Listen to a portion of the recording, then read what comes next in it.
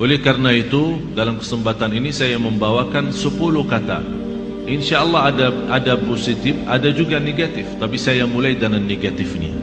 Khususnya sama anak kita. Karena dalam pendidikan sangat luar biasa perhatian Islam dalam pendidikan. Islam sangat memperhatikan pendidikan anak kita. Sistem pendidikan anak kita. Perhatian kepada anak kita. Karena ini semuanya pengaruh. Semuanya pengaruh. Ucapan kita, berlaku kita di hadapan anak kita. 10 kata yang merusakkan perasaan dan hati anak kita. Yang pertama, kita suka mencaci maki anak kita.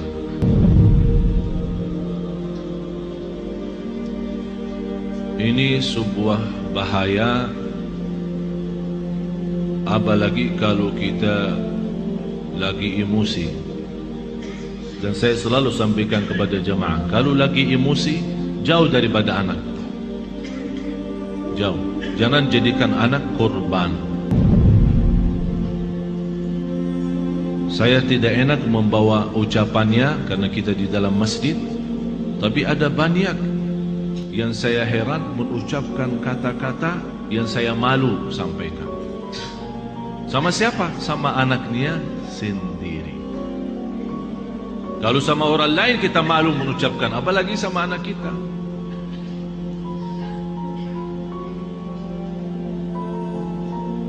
Jadi salah satu kata yang pertama dari 10 adalah caci maki. Yang kedua, kita menghina anak kita. Bagaimana menghina anak kita? Di depan kawan-kawannya. Kalau dia bersama kawan-kawannya di dalam kelas atau di sekolah, kita datang jemput atau hantar, tapi kita suka menghina anak kita di hadapan mereka.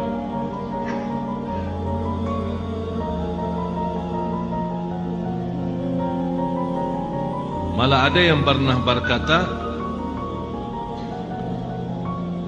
saking menghina anaknya, saya heran bagaimana bisa punya anak seperti kamu. Apalagi di depan orang, di depan kawan-kawannya. Bisa di saat itu anak kita tidak nangis, tapi sudah mati rasa.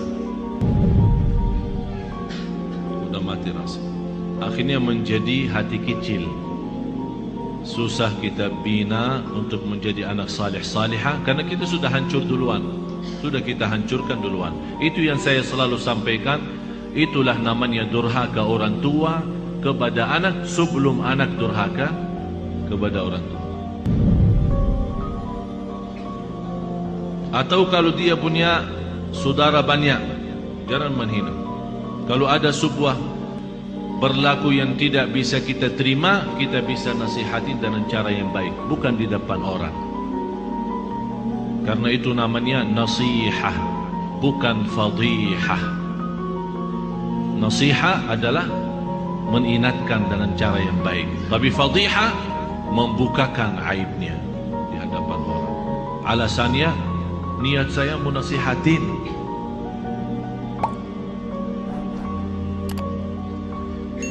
Yang ketiga, selalu kita suka membawa bandingannya dia sama orang lain.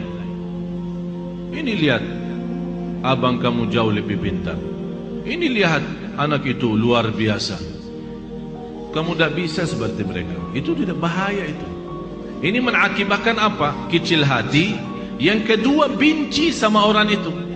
Akan menimbulkan rasa benci. Jadi akan selalu berlawan.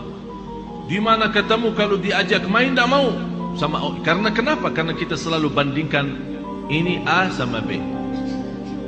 Apalagi kalau dia punya adik-adik yang lain. Coba adik kamu, abang kamu, kakak kamu, pintar bacaannya, pintar ngajinya, pintar salatnya. Kamu apa sih? Ini mohon maaf, ini bukan sering terjadi, malah saya sendiri mendengar di hadapan saya ibu yang membawa 3 anak Yang dinyakiti perasaannya satu.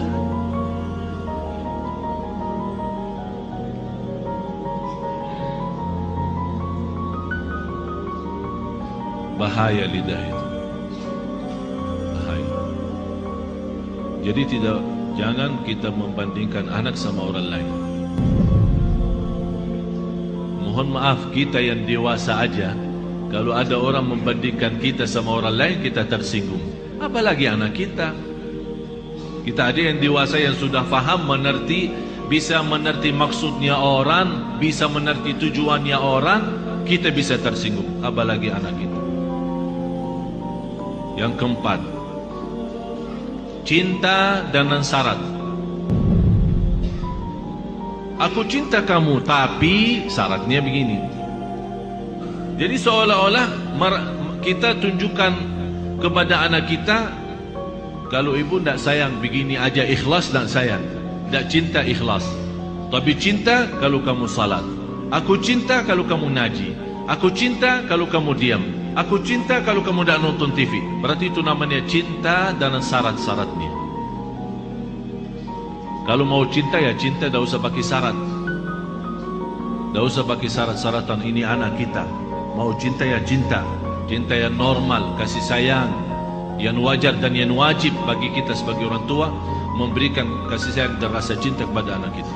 Kalau kita yang tidak menunjukkan rasa cinta kepada anak kita, dia akan lama-lama melarikan diri kepada orang lain.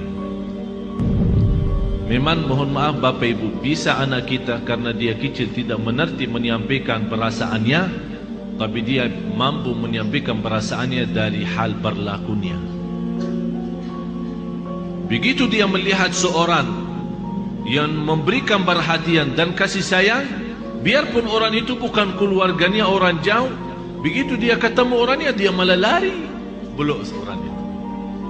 Sepertinya kehilangan rasa sayang di rumahnya. Dan banyak saya perhatiin anak-anak yang datang kepada saya begitu melihat anaknya sambil peluk dan cium saya bilang dalam hati saya, kasihan, kehilangan rasa cinta dan sayang dalam rumahnya. Yang kelima, kita menyampaikan kepada anak kita info-info atau informasi yang salah. Maksudnya apa informasi yang salah? Laki-laki tidak boleh nangis. Siapa yang bilang? Bapak-bapak nangis enggak? Nangis kan? Berarti salah kita berkata sama anak kita, kalau laki-laki tidak boleh nangis. Siapa yang bilang? Biarin dia nangis. Kalau dia nangis, ayo nangis lagi sayang. Bukan laki-laki tidak boleh nangis.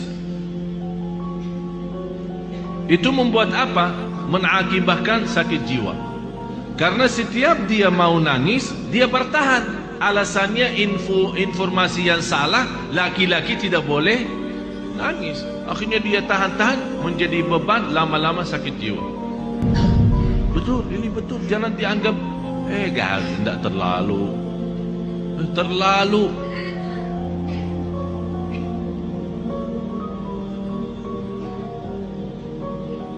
Yang keenam,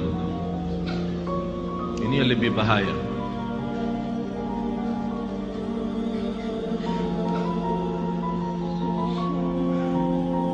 Kita selalu memberikan ancaman. Ayo makan habisin, kalau tidak datang hantu.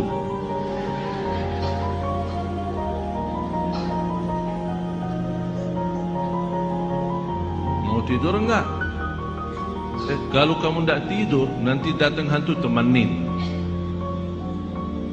Ini selalu kita, niat kita apa? Niat kita supaya dia cepat tidur, tapi mengakibatkan dalam perasaannya banyak hal yang tidak bagus. Padahal anak kita dari sisi psikologi jiwa dan akal, dari usia 2 tahun sampai 6 tahun dia mampu menguasai 7 bahasa.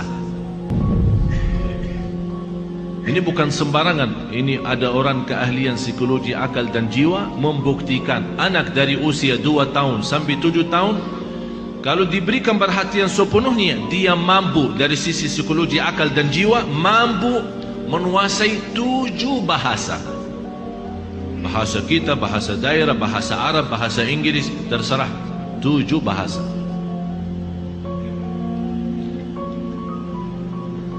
Tapi kenapa kita sia-siakan kesempatan ini yang masih luar biasa? Kenapa kita siakan?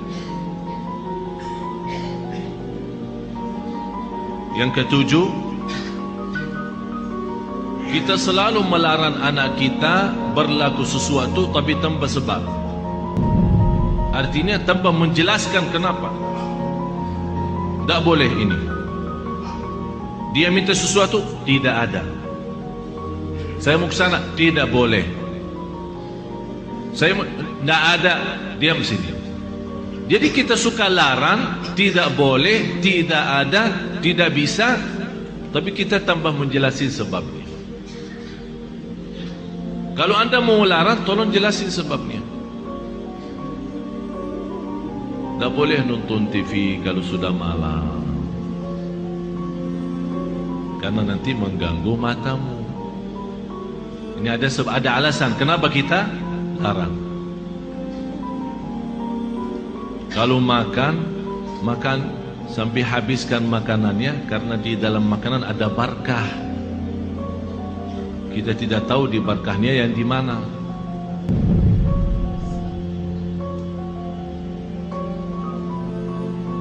Jangan nonton TV. Ayo sana. Tidur. Ibunya megang remote. Teng.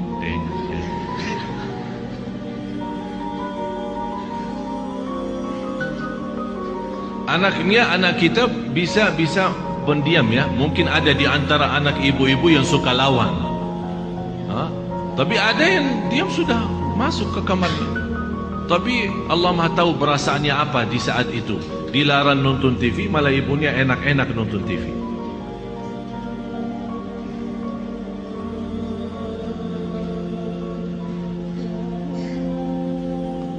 Banyak hal Bapak Ibu yang perlu kita perbaiki.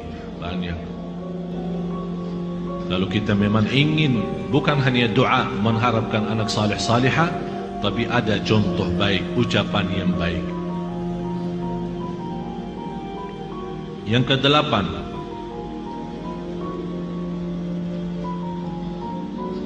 menghancurkan perasaan atau menghancurkan kepercayaan anak terhadap dirinya. Kamu bodoh selama-lamanya, tak bakal jadi pintar. Astagfirullahaladzim. Ada orang sejahat itu. Jadi walaupun dia sudah ada niat untuk berikhtiar, berusaha, kita sudah habis-habisan, tak ada. Memang kamu diciptakan oleh Allah bodoh seperti ini. Saya nyesal punya anak seperti kamu. Saya benci hari kelahiran kamu. Bapak Ibu, saya mengucapkan ini bukan dari saya. Saya punya telinga mendengar apa yang kata orang. Masa saya benci hari kelahiranku, hari kelahiran kamu? Jadi seolah-olah mengikatkan hari kelahiran anak kita, hari misal Sabtu. Jadi saya benci Sabtu gara-gara kamu. Ya Allah, ini sudah betul-betul menghancurkan total anak kita. Yang ke-9, kita berdoa terhadap anak kita doa yang buruk. Saking kesal perasaan kita sama anak kita, dan dia keluar dari rumah tanpa minta izin dan ridha kita, langsung kita, mudah-mudahan kamu celaka. Rasulullah sallallahu alaihi wasallam melarang orang tua mendoakan anaknya buruk. Kalau terjadi diijabah doanya akan nyesal, kata Rasulullah. Biarpun ibunya, biarpun bapaknya betul-betul sakit hati sama anak, begitu dia mendoakan celaka, terjadi kecelakaan itu, pasti dia nyesal dan sedih, bisa nangis, dan bisa tidak memaafkan dirinya terhadap apa yang telah dia ucapkan. Kalau anda tidak mampu sakit hati sama anak kita, tidak bisa mendoakan baik, kembali lagi lebih baik diam. Kalau tidak bisa berdoa baik, lebih baik diam. Tapi bahaya, jangan mendoakan anak ini celaka. Salah satu kawan saya yang pernah saya ceritakan, yang punya 3 impian, 3 harapan, ingin kembali sihat, karena dia sekarang sakit lumpuh dari umur usia 18 sampai sekarang hampir 40-an. Dari umur 18 tahun, sekarang 40-an, sampai sekarang dia dalam kondisi lumpuh total, tak bisa bergerak sama sekali, masih bisa berbicara saja. Di antara harapan beliau, sebagaimana saya pernah jelaskan, ingin kembali sehat walafiat supaya bisa megang Al-Quran, ingin kembali sehat walafiat supaya bisa nikmati sujud, ingin kembali sehat walafiat supaya bisa memeluk orang tua dan mencium orang tua. Akibat sakitnya dia sampai dari sekian tahun, dari sejak 18 tahun umurnya sampai sekarang 40, sebabnya dia terjadi begini adalah doa orang tuanya. Karena dia pernah pulang tidak ke sekolah, orang tuanya tanya, kamu sudah sekolah hari ini enggak? Setahu saya sudah antar ke sekolah, tapi saya dapat informasi kamu tidak masuk, malah kamu larikan diri sama kawan-kawan kemana. Kata anaknya, bohong yang bawa fitnah itu. Saya sudah ke sekolah. Ya, namanya anak-anak mau larikan diri dari tanggung jawab orang tuanya, dia bohong. Lebih baik berbohong, katanya. Apa kata ayahnya? Kalau kamu bohong, mudah-mudahan celaka hari ini. Pergi sama kawan-kawan, ini cerita sendiri dia menceritakan. Pergi sama kawan-kawannya kepada satu tempat hiburan yang ada kolam renang. Kemudian dia naik sebuah tempat tembok yang agak lumayan tinggi. Kemudian mau loncat ke dalam kolam itu. Begitu dia loncat, kepalanya kena. Padahal lantai bawah terlalu dalam, tapi kok bisa kena.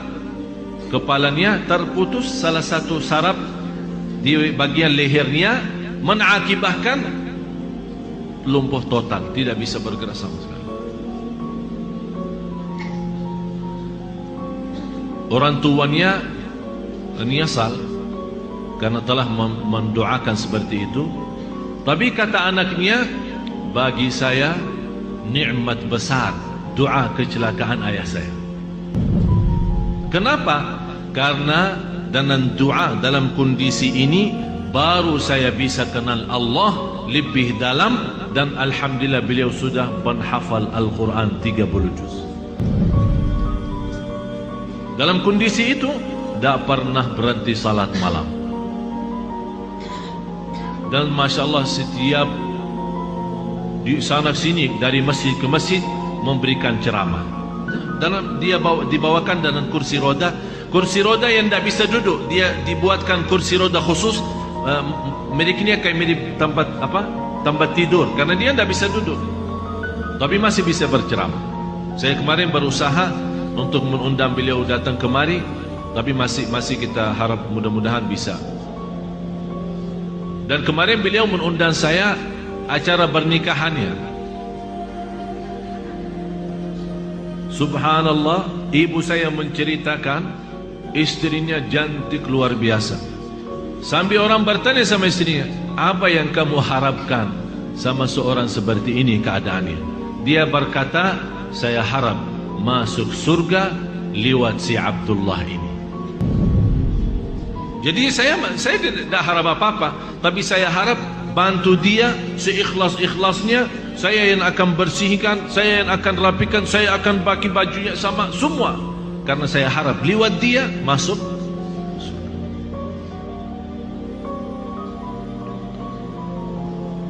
Yang terakhir 10 kata Yang ke-10, kita suka membongkar dan membuka aib anak kita di hadapan orang lain.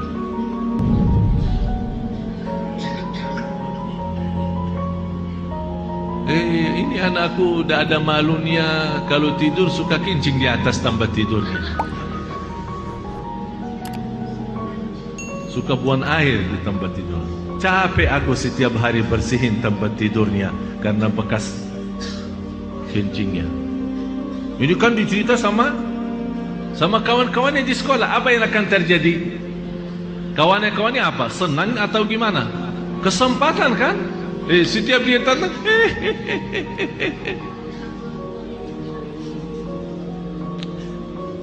Astaghfirullahaladzim. Kita istighfar.